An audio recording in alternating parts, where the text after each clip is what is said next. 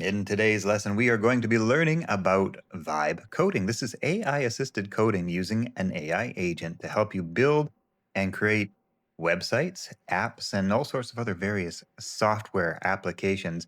We're going to be heading over to Bolt.New today. This is a very easy to use platform. And even if you do not know anything about coding, if you've never built a website before, if you're totally illiterate when it comes to anything related even remotely to programming or design or development, that's okay. Because AI is so good now, so crazy good that it doesn't even matter. So let me show you what I mean. Okay, so this is the Bolt.New little chatting console. This does more than write code. This builds entire websites. Let's say, for example, I wanted to create a landing page for my ebook about cats are awesome. Right? Cats are awesome. Create a landing page for my ebook about cats are awesome. Just let's start with that. We'll do a simple landing page for an ebook product sales page. Cats are awesome. Let's see what we get here. So as you can see, we've launched up the project here in Bolt, and it's currently thinking, it's planning, and it's going to start creating this for us in just a moment. Okay, so here we have our landing page. Cats are awesome. We've got, nice little uh, placeholder image. We've got benefits. We've got calls to action. We've got customer reviews. We got all this stuff. And it actually came together really, really nicely. So here's a little example. What I asked it for is to entirely rethink the design, come up with something different. So now we've got an entirely different design, just like that, just based on asking for it. Okay, let's assume. Well, let's actually take a quick look at one thing. Let's say I didn't like this design. I can easily go back, revert to a previous version just by looking at the different chat options here, and you can just quickly jump back to a version that maybe you didn't like. Say you made a mistake, and it's like, okay, I don't like that after all. Let's go back to what it was. So you got that handy little revert option, so you can jump back in time and restore from a back. I actually think I do like this design better, so I'm going to stick with that. Um, we're going to get more into this in a minute, but let me show you now how easily and quickly you can publish your AI coding, version of your website or application or whatever to an actual live website that other people can look at and preview and all that sort of stuff. So basically, right up there where I just click publish and then published again. And what it's going to start doing is, well, deploying and building that website. And we'll take it from there once it actually finishes that. Okay, looks like it's finished that. And what we've got here is a preview URL, which you can just click on, and that'll actually open up a temporary domain hosted at bolt.host. Now, I could share this with anyone. This website is now actually live and ready to be viewed by the world. You can do other things, for example, like say you want to add like right now, you've got this cat's ebooks landing.bolt.host. That's your address. You can use that. That's no problem to use a subdomain. That's, uh, just ready to go. But if you wanted to, you could actually you can add a domain you already own, or you can just buy a new domain directly from Bolt. So let's say this is my cats are awesome book, blah, blah, blah, whatever, .com. That should be available, I would think. I can search for that domain name, and I can just buy that right there from Bolt.com, register it. I'm not going to actually do it because, well, I don't want to buy it, but it's very easy to buy a domain, link up to the domain, and then instead of having this sort of long subdomain hosted at bolt.host, if you want to have your own custom domain, you would just do that, and it's so quick. It's so easy. It's ridiculous how good and easy it is to develop websites and applications now. So, okay, let's dive a little deeper. That's a brief glance at how cool this is. Let's dive a little deeper because there's more. Okay, let's go a little bit further. What we're going to actually do now is take ability to upload our own images and handle some sort of database backend, that sort of stuff. If we head over to our settings option and we go to all project settings over here, you can see that there's actually a bunch of options for database, user login, file storage. And what they're telling us to do here is ask Boat to start your database, basically to kick off one of these services. So I'm just going to actually take that. I'm going to say start me a database. This will allow us to do some more advanced things with our app or website. Just like that, our database is configured. We can now do things like upload images to be used throughout our website. So I'm going to actually tell it to create a database storage bucket for these attached images, and I'm going to attach those in just a minute, and distribute these images into the page design. Okay, so I'm going to basically tell it to do that, and then I'm going to go to my some of the images I had generated previously in one of our previous lessons, just this little black cat here. I'm going to drag and drop those into the Bolt chat window so it knows which images we want to upload to our storage bucket. Now, there's a lot of ways to handle images. This is probably just going to be the quick and the easiest way to get started with that. Let those all upload, and we'll go ahead and click go, give it a moment. Oh, and in this case, I'm actually being told that my images exceed 5 megabytes. Yeah, those are really high resolution images. We must have generated those with Seed Dream. Luckily, I wrote a handy little Bolt assisted coding agent to resize a bunch of images quick and easy. I'll show you guys the link, and you can use this yourself if you want. Just a quick and easy way to resize images on the fly. So I can take these, drop those all into this little batch image resizer. I can say, okay, I want them to be like 1,000 pixels wide of JPEG format, and it'll very quickly convert and download those. Now, these resized images will be perfect for the web, perfect for what we're doing here with our website. So I'm going to grab those cats again. I'm going to go back over into, where am I going to go into?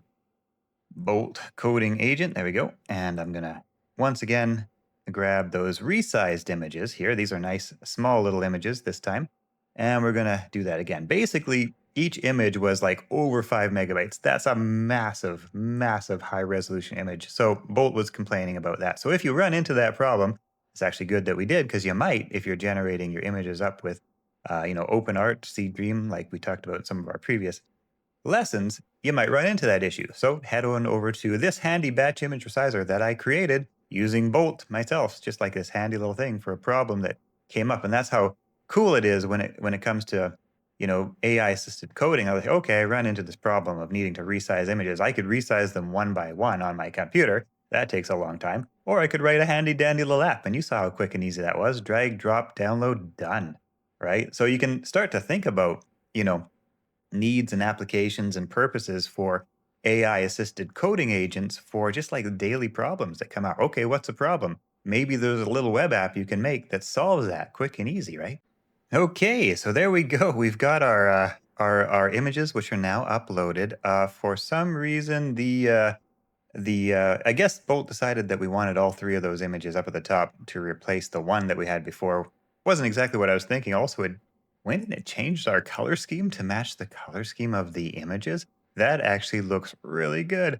That's wild. I gotta say, this is. I mean, the last time I was really into doing some front end design work, because I kind of do like back end apps and stuff like that. But yeah, this just getting so good with its design iteration. Like that's, theme match to our images. How cool is that? So now let's say I'm ready to publish this. I can now publish it to the exact same location it was before if I've registered a domain or whatever the case may be. All I need to do is click on that little update, and that will send my changes live to my website, which is currently still looking like the old version, but once that's published, it should show the new version. All right, we're published. Let's refresh our front end, and there's our new version live, ready to go with our custom images. Super duper cool. And again, like I say, you can basically talk to your AI coding agent and get it to do, all sorts of things super easy with a single sentence. Let's say, for example, I wanted to add a bunch of header menus, a contact page, and some stuff like that, right? So add a contact page with the email, let's say lala@gmail.com or whatever, for example. Uh, Add some menu header pages, let's say maybe let's say 4 of them that are all talking about the awesome things of cats, right? Sort of different articles for each, right? Even without necessarily telling it exactly what articles I want it to do, even though I could specifically tell it what articles I want it to do. If I don't want to bother with that, I just want to just say, hey, come up with something for me. It will. Let's put that to work. It's so nice. And by the way, if you want to preview how this looks on mobile versus full screen desktop, it's this little icon right here. So basically, all design is basically designed to be responsive. So that means that when you're on full screen, the images will widen up. When you're on mobile, it'll fold down. So basically, it's good for mobile viewing, good for desktop viewing, whatever the case may be, or in between the tablet size viewing. It'll all be typically optimized to be compatible at all different screen resolutions. That's just the beautiful power of AI assisted coding. It's so good.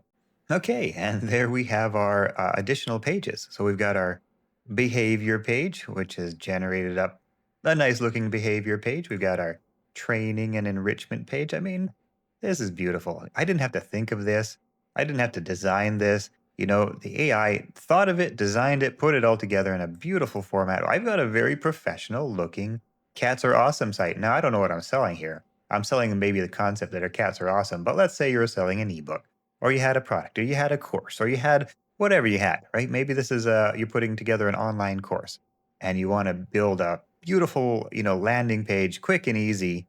Well, here you go. This is how you do it. Additionally, and we're not going to dive in this too deeply today, I might do a dedicated course to Bolt coding because there's a lot to unpack and I don't want to overwhelm. This is more of a general AI course in this uh, particular course, with general AI lesson, whatever. What I'm saying is there's too much to deep dive if we really want to get it. But I just want to point out that there is actually Stripe integration that is built into Bolt. So you can actually link up with your Stripe account and then get it to create an order page and then get it to have like a purchase page and all that sort of stuff. Basically, it knows how to do all of that. You just got to ask for it and link up with your Stripe account and that sort of stuff. Like I say, I think I'll do a coding deep dive. It'll probably be a dedicated course. For now, we're going to touch on things and I'm going to give you the tools that you need to start figuring things out without getting into all the things that you can possibly do. Because, like I say, that could be like a 10-hour mastery series. So here's our contact page. Gorgeous. We've got our email there. We've got a contact form. Now, I don't know if this contact form is actually linked up and live. That might be a feature that Bolt has added. This might also just be a bit of a placeholder. I'm not 100% sure. But again, for deep dive and that sort of thing, we will make a dedicated course on AI coding. I want to continue to touch on what you can do with it and then kind of give you the reins and like let you play around and experiment and figure things out. And then maybe if we want to get into a deep dive, dedicated course, there will be more on that to come. Okay, so let's see. Let me give you some other practical use case scenarios for what you can do with AI assisted coding here. Say we want to develop our own app. Maybe we want to try to sell an app on the App Store or, something like that. Give me 10 ideas for a quick and easy app that might sell well on the App Store. And let's see what we can actually come up with here. All right, habit tracker, mood journal, grocery list manager, we're a random workout generator. Okay, these are, let's see, expense tracker. That's kind of boring, but probably good. Daily affirmation, simple recipe finder. I kind of like this one, simple recipe finder. Actually, we don't really have a database of recipes, do we? So let's avoid that one for now. It's a little more complex. Grocery list manager. That's pretty handy and easy. Okay, and let's do something like grocery list manager. Give me a write up for how this would function, and if I was to describe this to an AI coding agent, give me a project outline, I guess. All right, so I'm not even going to think about how to develop this on my own. Although I could get specific and think about what I want on my own. But I'm going to actually just say, hey, a grocery list manager app, blah blah blah, can do all these things. Look at all this good stuff, right? Free. I'm not going to actually worry about monetization for now. That's going to be a little more complex than this lesson. But let's actually take all this stuff and go ahead and we'll start a new Bolt app. And I'm going to say, create a mobile app for grocery list management, right? And I'm just going to copy and paste that whole outline in there. And I'm going to go ahead and click on build now. Have some coffee, kick back, relax, come back and check on my probably fully ready to go app. Maybe there might be some tweaks to make, but let's see. Let's see what we get. You are coding with a coding a mobile app. What they actually have built in is Expo. So if you want to actually preview your app on your mobile device, all you got to do, it'll pop up this barcode. All you got to do is install Expo Go from the App Store or Play Store, and then scan this code with the Expo app, and then you'll actually be able to preview the app on your actual mobile device as you're developing it. So that's super handy and convenient. Now, I don't usually do it this way. I can usually just preview it within the web interface, but just be aware that you can do that. Okay, so Bolt's hard at work. It's planned out the whole project. It's got multiple steps. It's going to get to work on that, and we're going to check back. Okay, we've got our list app. This is the login page. So I'm going to actually go ahead and actually try the sign in function here. Let's go test, test. Let's go test at test.test. Let's go test, test. And let's see, test, test. And we'll go test, test again. Looks like the sign up feature works already out of the gate. That's an improvement actually since I last used Bolt for this sort of thing, which is awesome. So there we go. We've got our grocery list app. There's our, plus lists. There's our little user profile section. There's our grocery list. I'm going to go ahead and try this out. Let's call this today's list. I don't know. I don't know. I don't know. Right? So, okay, so today's list. There's today's list. That's actually how we've kind of got it set up. There's a little plus icon. Go to lists. So we've got our lists available here. I'm gonna give that a little quick page refresh. And, oftentimes you'll need to, oh no, there we go. Okay, it just needed a little page refresh. There we go. And now we've got everything. Today's list. Yep, good. Milk, produce, quantity, pounds, price per unit. I don't even know what that's about. But this is kind of the default settings. If we see things in the app that we want to tweak around, we don't want price per unit because that's complicated. I don't even understand what that's used for. I would just say, hey, remove the price per unit section. That doesn't make any sense to me. All right, let's go ahead and add our item. We got that item added successfully message. And now if we go over to our list, let's see, there we go. We've got today's list with the milk and the produce. And there's a little, yep, the little tick box option works. In one single shot, we have now developed functional grocery shopping list app, a grocery shopping list app, I think is what I'm trying to say. Talking is hard sometimes. But I just wanted to give you an idea. Of course, we can look at this, we can add features now. We can say, hey, we want this, hey, we want that, hey, let's change this or whatever the case may be. We can go ahead and add features. But we've actually got a system that's already ready to handle user registration. It's got a database set up behind it, so it'll save like the information that the user creates under their own account. It's basically ready to go. We could almost upload this to the App Store and, have it functional. I might do a few things like change, add a little bit of graphical work and do some stuff like that. But it's actually really good. For the very first shot, we gave it one set of instructions and it's basically done the job, which is nuts, which is so wild. We've got statistics, items purchased. We got all sorts of interesting stuff going on here. So good. Okay, so that's an example of developing an app. Of course, the sky's the limit. Use your imagination. What sort of app are you going to create, publish to the App Store, and make $1 million? I don't know. It's up to you. Okay, before we end up this lesson, I want to touch upon API keys. Sounds kind of scary, right? Like, what's an API key? How do you use it? What's it for? An API key is one of the most powerful things that you're going to be able to use in a very, like I say, instant, easy way with your Bolt.New Vibe coding agent. Normally, these were really complex to learn back in the day, back about a year ago when everybody was coding by hand. These were super complex to learn. Now, they're like your ticket to accessing all sorts of really cool services. So, for example, ChatGPT OpenArt has an API key. You could actually connect to ChatGPT and you could use their chat agent. Google's Gemini also has an API key. There are hundreds and hundreds of different services out there from audio generation, video generation, chat back and forth. And there's just like so many things you can do with API keys just by connecting to their service and then building your own app using those particular services. So let's say, for example, let's say that I wanted to create my own custom chat app using OpenAI's chat system powered by OpenAI's ChatGPT. But I want to create my own sort of spin on it. Maybe I want to create like a fortune telling website, right? That can actually like that your user can visit your fortune telling, app or website, and they can interact and chat in a sort of like, branded way. Let's just use that as example because it's the only thing I could think of in the last, 2 minutes that I put effort into thinking about what to use as an example here. Here's how we're going to do this. All right, so let's start a new app. And what I'm going to do is I'm going to head over to OpenAI's platform, their API keys section, and I'm going to put the links to these two things, Gemini API and OpenArt API, in the description of this video so you can have a handy little link. You will, of course, need to create an account.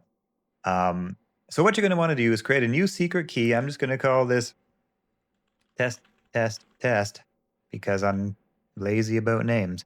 And go ahead and create your secret key. I'm going to copy this key. Generally, you're not going to want to share your key. I'm going to copy this key and I'm going to, obviously delete it later, but you're going to want to copy your API key. And I'm going to actually give this right to Bolt. I'm going to say, here is my OpenAI API key. Build me, there it is, and then build me a chat interface that is sort of like branded. You see how human like you can communicate with these things? It's so cool. Sort of like branded to be a fortune teller type psychic, PSYCH psychic. How do you spell psychic? Psychic type of experience where users can chat with their AI psychic, PSYCH, and get answers they seek. Design a an appropriate mystical design that matches the theme. Okay, so let's feed that all in, and we're going to go ahead and build now. Okay, a few minutes later, we have our Madame Mystique, ancient psychic and fortune teller. Now, keep in mind, this is integrated with OpenAI, so this will basically work as good as pretty much as good as OpenAI ChatGPT. So I would say something like, what is my future, right? And this is actually going to query OpenAI and connect with OpenAI through the API gateway using the API key, and it's actually going to generate an AI generated response, right? So you've got your AI chat program. Super easy because we were able to connect to it with that API key. So just like that, I've got my Madame Mystique's ancient psychic and fortune teller AI chat, app uh, or website, whatever the case may be. And I'm actually going to take a little bit more of an investigation here. I'm going to say, hey, which file controls the instructions to OpenAI in regards to the chat output, right? Because that's the thing you can do when you generate your own sort of custom chat agent. You can steer it to act in a certain way. This one is designed to act like a fortune teller, right? Normal chat GPT doesn't necessarily do that. It acts like, a helpful assistant. But this one we've kind of programmed to act like a fortune teller. So in this case, we've got the file temp cc agent. Let's see, where is it now? OpenAI. There we go. OpenAI.ts. That was a bit of a funny description. It didn't quite give me the correct path there, but that's okay. So there's the OpenAI.ts. So these are the instructions we send every time a user sends an instruction. This is like additional instruction that we've programmed in, right? You are Madame Mystique, an ancient and wise psychic fortune teller with mystical powers. You will speak in an ethereal and mysterious tone. So you could come in here and you could adjust that and you could, create a flavored AI chat experience using the power of OpenAI. And anyway, that's just an example of what you can do with API keys. Like I say, you can do all sorts of things with API keys. Google, for example, has the ability to help you generate images or even videos, and you can generate speech. You can generate all sorts of different things. As you dive down the API rabbit hole, you'll see you'll find all sorts of amazing services that you can access, usually very inexpensively too, because usually the API route is less expensive than the front end route of accessing these services. Although most of them do charge something, right? Usually they're relatively inexpensive, and you can offer all sorts of unique and interesting services within your website, within your app, whatever the case may be. I think that kind of concludes an overview, introduction, getting started type of lesson for vibe coding. And I'll see y'all in the next lesson. All right.